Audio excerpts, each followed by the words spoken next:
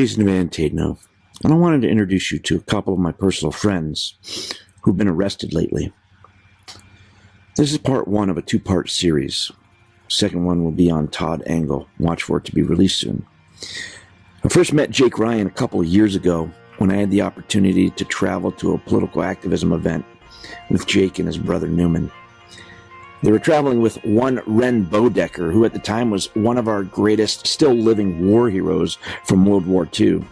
The guy had literally saved hundreds of lives from a prison camp that they had broken these prisoners out of.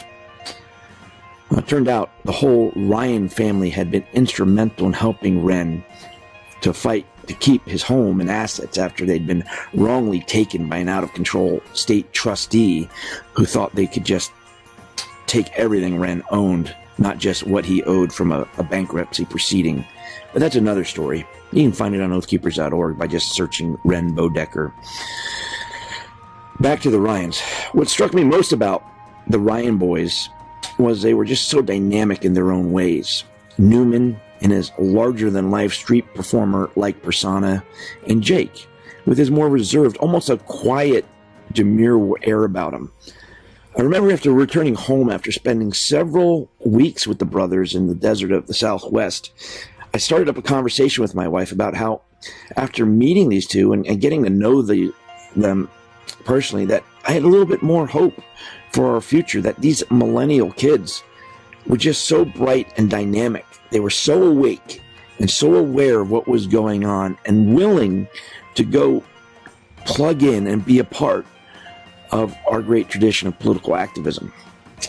Now, Jake and Newman come from a very large family that have all been homeschooled.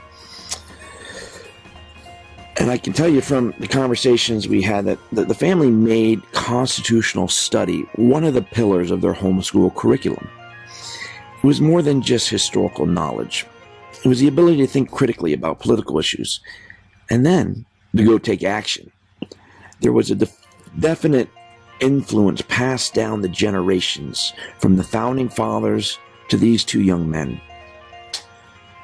When Ren Bodecker finally passed a year later, it was the Ryan family that jumped into action to organize his burial and memorial.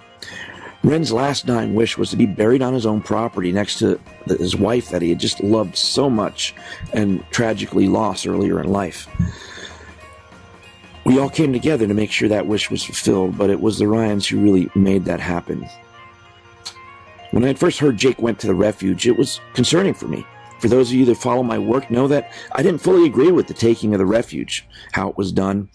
But in the end, these guys were our people. These are the people that stood shoulder to shoulder with us in these other operations and other days of activism. So we had to stand with them and support what they were doing to make sure another Waco situation didn't occur. I was relieved to hear that Jake had gotten out of the refuge and was then told at the time that as long as he left when he did, that no charges would be filed against him. There were then several witnesses that overheard that promise made by the feds. In the following interview, I'm speaking with Jake's mother, Roxanne Ryan. She talks about Jake as only a mother can, not as a criminal or accused domestic terrorist, but as an inspired young man just beginning his journey into adult life. Jake never committed a crime in his life. Unfortunately, now Jake's adult life may be put on hold for a very long time. This is a new grim reality that many of us are now facing. We need to take the time to share these stories, to get to know these people, to know that these are contributing members of our society, that they just want to see our country return to greatness. Again, please watch for the next installment on Todd Engel. I hope you enjoy this interview.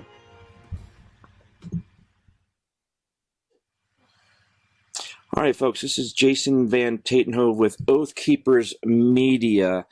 And this is the first interview I'm going to be doing in a series of interviews talking about my friends that I know personally that have been arrested. And as many of you know, I was at Bundy Ranch at most of these operations that were happening, albeit as alternative media. But, I've made many friendships. And through the years, one of those, the brightest friendships that I've made is with Jake Ryan and his brother.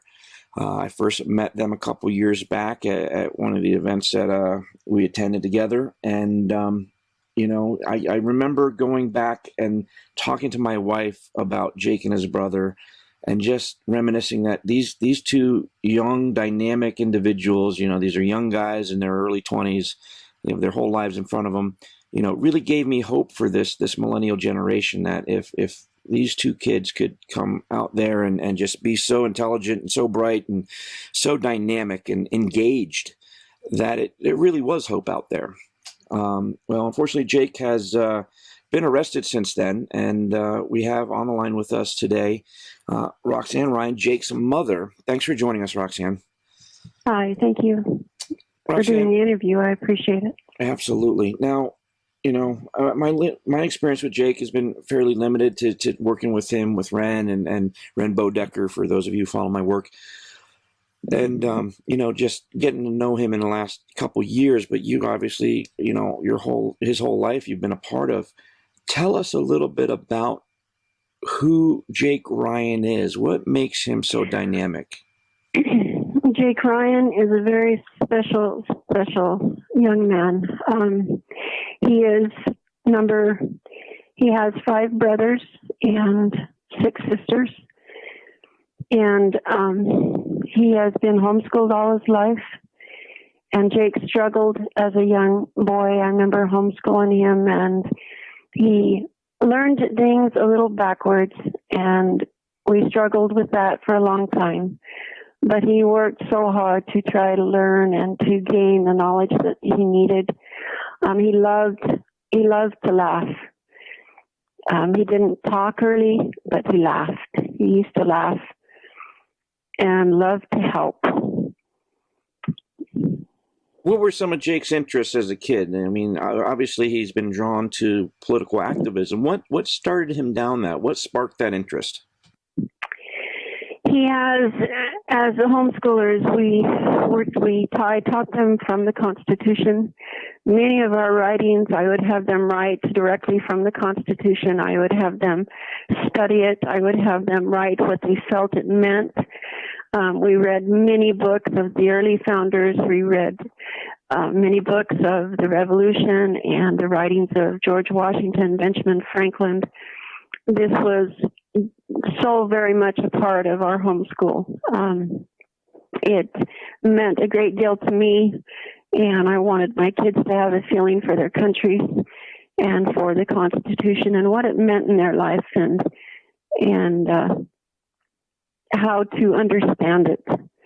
And Jake, I remember as just a 10, 12-year-old, we used to write, because I would have them write, and he used to write his feelings about the Constitution and what it meant to him and what freedom meant to him and what liberty meant to him, even at a very young age. It meant a great deal to him. And like I said, he loved people. He was always support of the underdog and could not stand a bully, and always wanted to protect the siblings and children from those who might hurt them. He loved the outdoors. He loved to fish. He loved to roll rocks as a young man. Him and his brothers would constantly be hiking, and one of his funnest stories to get him talking is how they would roll rocks and what they did when they did that. He loves animals. He grew up with animals. He loves good food. But he just always had a very passionate love. So what did you guys encourage him to go be a part of some of these actions that happened, like Malheur, or was that something he just did on his own? Is that just something that he felt in his heart? Obviously, is one of his brothers, obviously active as well. What got him actually boots on the ground and attending these activities? Because a lot of people will talk about how things are wrong in this world, And I think it's a whole nother type of person to actually go across the country and get boots on the ground and say, all right, I'm going to stand with these people because I believe what they're doing is right. And Jake obviously is one of those people. Yes, Jake is very committed. When he has a strong conviction of something, he's willing to stand by that conviction, no matter the cost. And he had been through the ordeal with the World War II vet that we tried to help for several years. He had stood by Ren Bodecker's side and had been to court with him, with myself, and he was appalled by the treatment that Ren Bodecker received, and it meant a great deal to him because he grew a great love for this older gentleman and would go out and spend many days just helping Ren when he got weaker and sicker, and would stay out with him. So it wasn't the first time that he has helped someone. He has been to the aid of many people when they needed help. I remember when we lived in Oregon and we come across a family who had crossed wires with people in California, and the social services had gone after their children. And I remember him saying, Mom, we got to help them. We got to help those kids. So he's been that way all his life. And when he heard about what was happening in Oregon, because of the connection that I had learned about the Bundys from my dad close to 25 years ago. Growing up, my dad had told me about a rancher in Nevada who was fighting for his land. And so I had heard the name Cliven Bundy many years ago from my dad. And then my other son heard about him when he was in Washington, D.C. and learned about him. So it's kind of ironic that name has been in our family for a long time. And when we heard about what was happening in Oregon, he wanted to go. I said, Mom, I need to go. I need to meet them. I need to see what I can do to help. I need to know for myself what's going on. And so he went down, and because of the bond that he created with these wonderful men, he stayed and wanted to help however they needed help. And so that's how he got down there, and that's why he went down there. Now, I don't want to talk too much about the court case because we don't want to give them any more ammunition, but I think there are a couple big points that need to be made. And that, first off, I don't see Jake ever threatening anyone, period. I mean, this is a kid that is so soft-spoken and just so willing to help that I just could never see that. And for them to say that he has gone and destroyed an archaeological site, folks, let me tell you what happened there. There was a road, and I know this because I was there on location filming interviews. I was going in with the press during the time that the press was there. I spent about a week there covering the story for oathkeepers.org and other alternative media sites, Revolution Radio. And as I was walking down this cutback, they would bring everybody, they'd have their morning press brief up above the compound there where there's a parking lot. And then there's a switchback driveway that goes back. And this thing was covered with a sheet of ice. I fell probably 3 times, literally fell down with all my camera gear and whatnot, going down there. And I've talked to guys from Reuters and documentary filmmakers that had the exact same experience. It was a treacherous driveway. And so what happened with the excavator? Jake went and filled some gravel in on this ice. There was no archaeological site destroyed. There was nothing like that. It was simply putting gravel on a hazard that people were falling on. I think we need to keep that very clear. The other thing I wanted to just mention is when we were able to get him out, he was, Oath Keepers kind of worked behind the scenes to get several carloads out. And I know he didn't come out with those guys that first night, the night Lavoie was shot, but he got out shortly after. And part of that release was they weren't supposed to be charged with anything if they didn't have any prior prior charges. Exactly. Yeah. So what did they then touch on that with you? I mean, I believe that was the conditions they set forth for people coming out. Were they? Exactly. What are your thoughts on that? One of Sean Anderson's wife, who was in prison, called me from prison and said, "You need to know this. You need to know that Jake was guaranteed that he would not be arrested then or later if he went when he did." And that was the only condition that Jake walked. And it was not only heard by her, but we have been told that it was heard by at least 4 to 5 other people.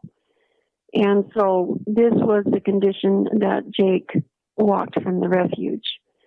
And I know the day that Lavoie was called, Jake called us, and he basically called to say goodbye because he thought they were going to kill all of them and that his life was to end. And that was a great feeling in his voice. He called us, and that was what he was doing. He was calling to say goodbye because of the things that had happened. They feared for their life. Wow. What has this? I mean, this has been a roller coaster for your family. I can see you being so proud of your son wanting to go out and be involved and take a stand, and yet, I know my family fears for me when I go out to these things and knowing the Finnecums and seeing just the hole in those poor girls' hearts that is left there from the passing of their father, and this is just tearing families apart. Talk a little bit about the impact Jake's arrest and then before his arrest when you knew about the indictment. What has that done to your family? How has that affected you guys? It's like living in a nightmare. Every day you wake up and you wonder, before he was arrested, you wondered where he was. You wondered, excuse me, if he was warm.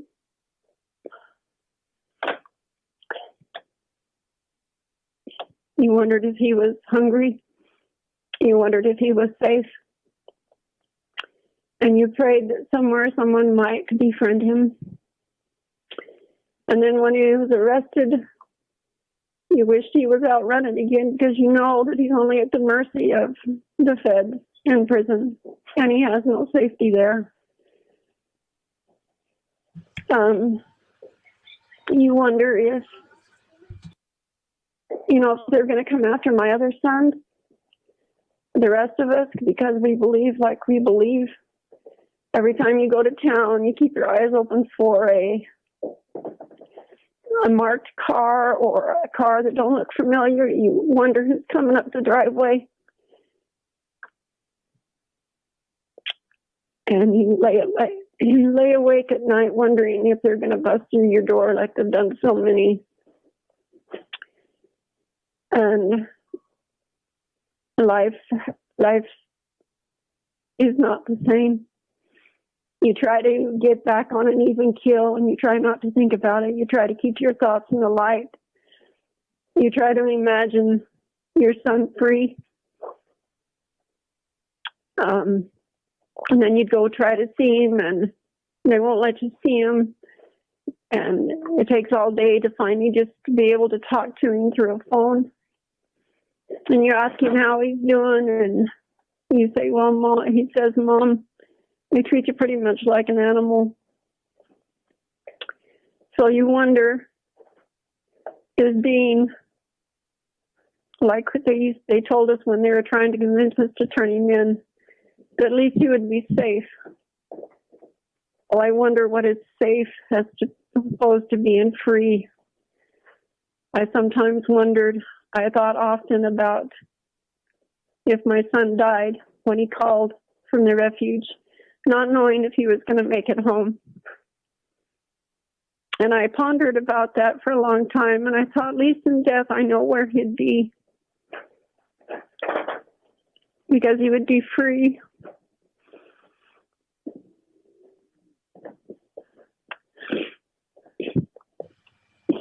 I know it's hard. Free now. There are a lot of people going through very similar things right now. Yeah, it's not just it's not just about Jake. There's so many others. It's like the rancher here in Missoula and Montana faces 5 years by the BLM, the forestry, and he's 77 simply for building a pond. Joel Robertson. Yeah, convicted for dredge material on a pond that doesn't exist, that he didn't put in there, that they literally caught an agent putting a drainage into, but that didn't matter. I'll be releasing an article on him here later this week too. Yeah, it just doesn't seem to stop. So what's next for Jake? Where are we on the process? He's now over there in Portland, correct? Tell us what's happening with Jake now. What's happening as far as upcoming proceedings, and then let's. How can people help? How can people help donate and write to Jake and send him books and whatnot? Let's talk about that. Any type of letters would be awesome, just to keep his spirits up. And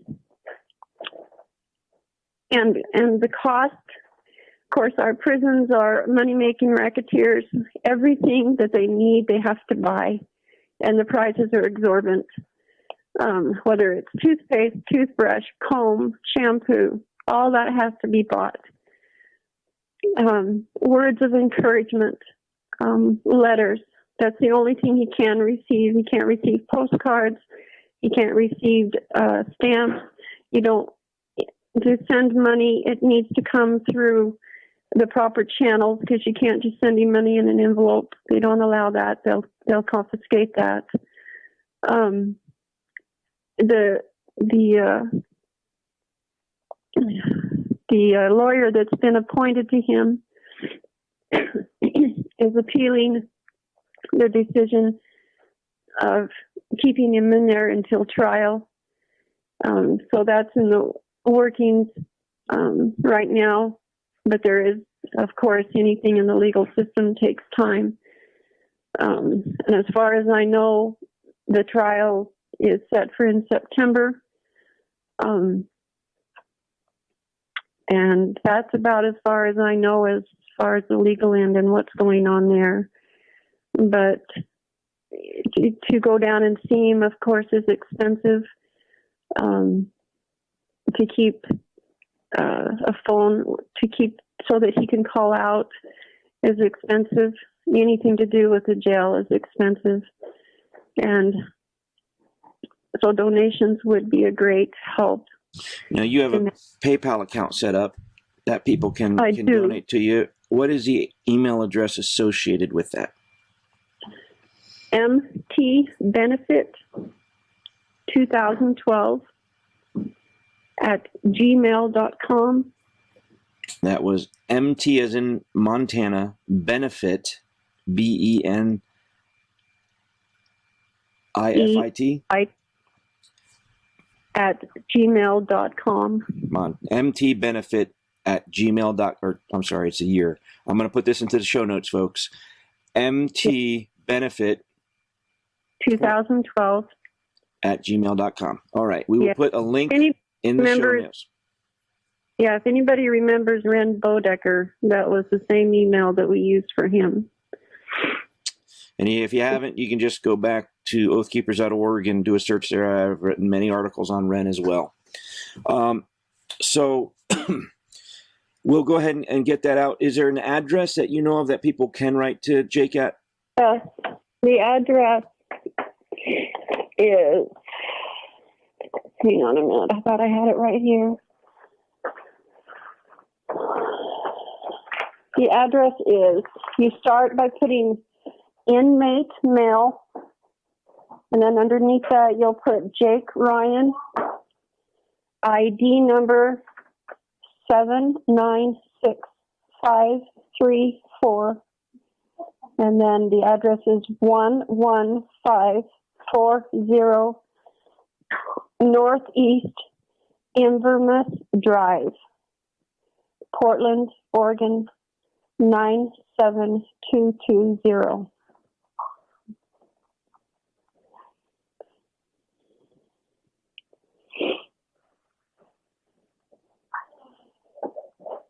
Sorry, I was talking to the mute button. What was the name of the street one more time?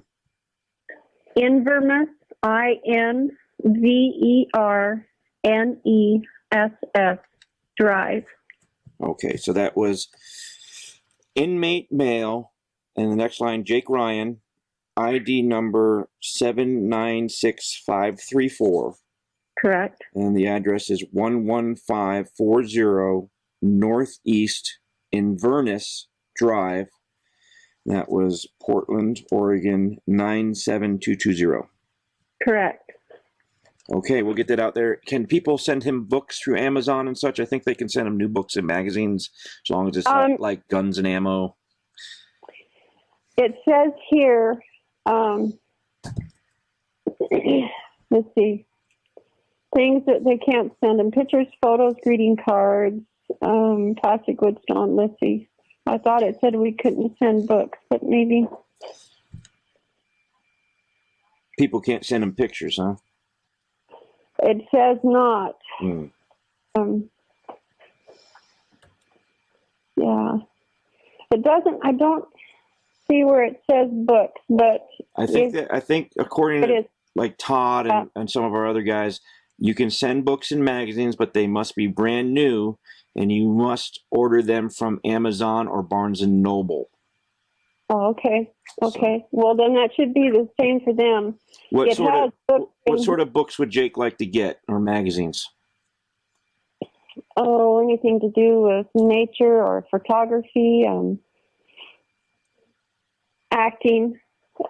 Yeah, he loves to act. I forgot to mention that when he was in his early 20s and late teens, he went over to help the high school over in Ronan, Montana, and he helped with productions over there, just helping kids do well in their plays because he loves to act.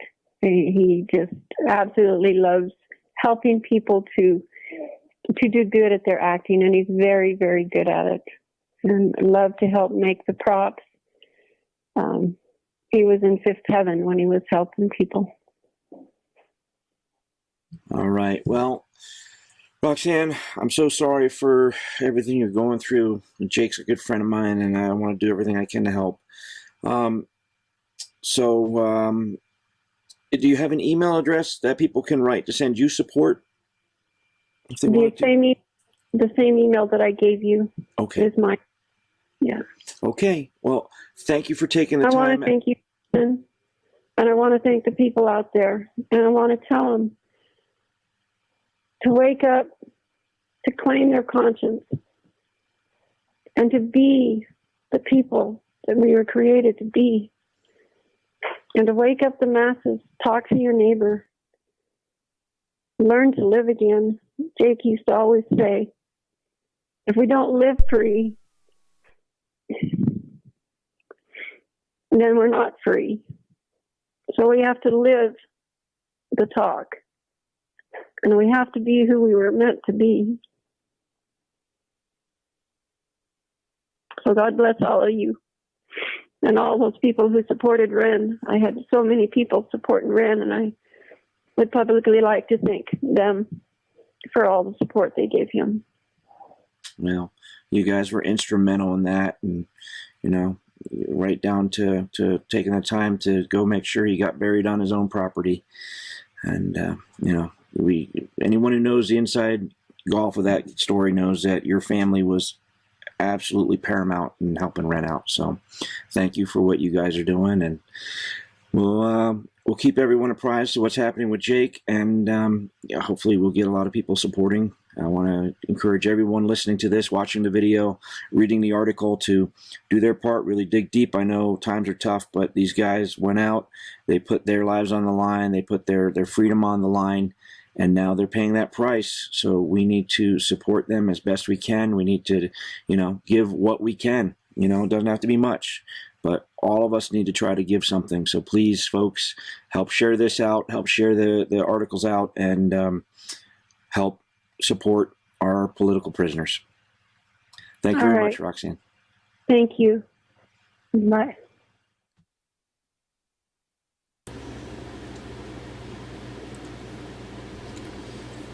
All right, that with Jason Van Tatenhove, National Media Director for Oath Keepers. He was doing a show over here every Sunday, but he's been so busy over the last couple of months with training exercises and stuff like that. He hasn't had time.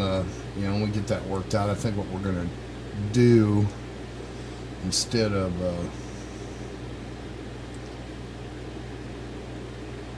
trying to do a weekly show on the radio station, we'll try to do something maybe monthly here on the live stream, where we can make it a meatier show with more guests. So anyway, as soon as I get the information on this video in the show notes, I'll put the commissary information for Jake and the guy and some of the other guys out there that I can find. You can go to Sergeant Mo, Marine Peltier. She keeps a running list on her Facebook page. That's not too hard to find if you're in this community at all. I'm sure you already have her as a friend.